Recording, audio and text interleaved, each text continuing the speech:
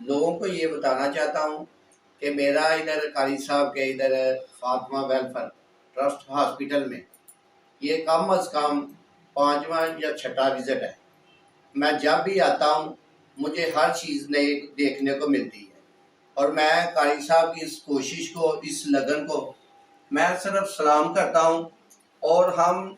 کوشش کر رہے ہیں، میں اپنے بلکہ ساتھیوں کو کہتا ہوں اس جیسے سینٹر میں اس جیسے ساتھی کو اپریشیٹ کریں، اور جتنا بھی ہو سکتا ہے نا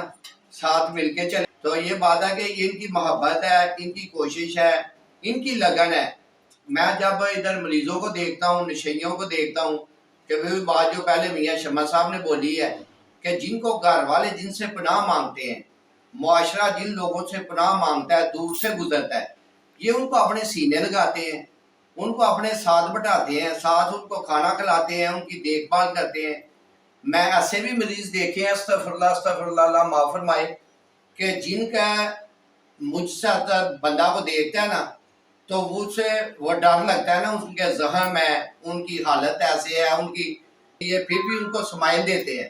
خوشی سے ان سے پیش آتے ہیں کہ ان کی صلاح ہو جائے اور ان کی زندگی بن جائے۔